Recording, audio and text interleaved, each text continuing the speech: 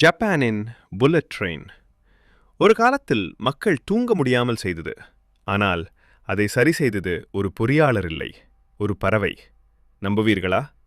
ஜப்பானின் Shinkansen 300 kilometre per மணி வேகத்தில் பாய்ந்தது. ஆனால் சங்கத்திலிருந்து வெளியே வரும்போது இடி போல ஒரு பெரும் சத்தம். அருகில் இருந்த வீடுகள் கூட அதிர்ந்தன. இந்த பிரச்சனையை தீர்க்க பொறியாளர் ஈஜி நக்காட்சு ஒரு வித்தியாசமான வழியை தேர்ந்தெடுத்தார். அவர் ஒரு பறவை ஆர்வலர். கிங்ஃபிஷர் பறவை தண்ணீரில் மூழ்கும் விதத்தை கவனித்தார்.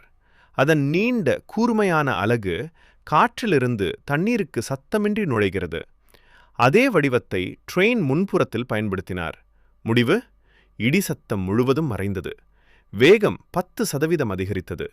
மின்சார பயன்பாடு 15% குறைந்தது. இன்ஜினியரிங் படிக்காத ஒரு பறவை பொறியாளர்கள் தீர்க்க முடியாத பிரச்சனையை தீர்த்தது.